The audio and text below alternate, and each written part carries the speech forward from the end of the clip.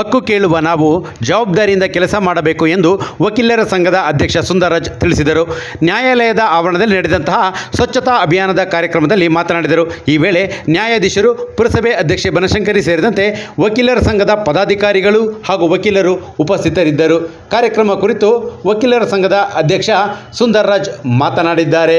ನಾವೆಲ್ಲರೂ ಕೂಡ ಹಕ್ಕನ್ನು ಪ್ರಸ್ತಾಪ ಮಾಡುವಂಥ ಸಂದರ್ಭದಲ್ಲಿ ನಮ್ಮ ಹಕ್ಕನ್ನು ಕೇಳುವಂಥ ನಮ್ಮ ಏನು ಸಂವಿಧಾನಬದ್ಧ ಹಕ್ಕು ಅಂತ ನಾವೇನು ಚಲಾಯಿಸ್ತೀವಿ, ಅದೇ ರೀತಿ ನಮ್ಮ ಸಮಾಜವನ್ನು ಉತ್ತಮ ಪರಿಸರವನ್ನು ಮತ್ತು ಉತ್ತಮ ಸಮಾಜವನ್ನು ಕಾಪಾಡ್ಕೊಳ್ಳೋದು ನಮ್ಮೆಲ್ಲರ ಕರ್ತವ್ಯ ಕೂಡ ಆಗಿರ್ತದೆ.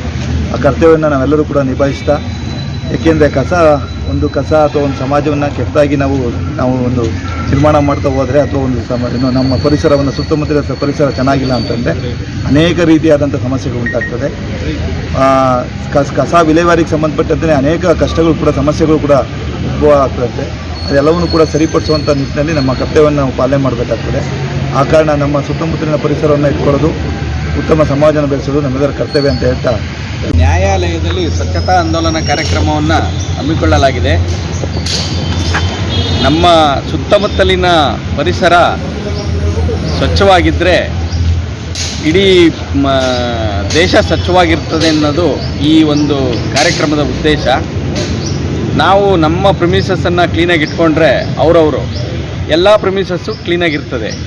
ಸೊ ಅದೇ ರೀತಿ ನಮ್ಮ ನ್ಯಾಯಾಲಯದ ಸಿಬ್ಬಂದಿ, ನಮ್ಮ ಜುಡಿಷಿಯಲ್ ಆಫೀಸರ್ಸು, ವಕೀಲರು ಮತ್ತು ಪುರಸಭೆ, ಟೌನ್ ಮುನ್ಸಿಪಾಲಿಟಿಯಿಂದ ಪೌರ ಕಾರ್ಮಿಕರು ಇವತ್ತು ನಮ್ಮ ನ್ಯಾಯಾಲಯದಲ್ಲಿ ಸ್ವಚ್ಛತಾ ಕಾರ್ಯಕ್ರಮವನ್ನು ಹಮ್ಮಿಕೊಂಡಿದ್ದೀವಿ.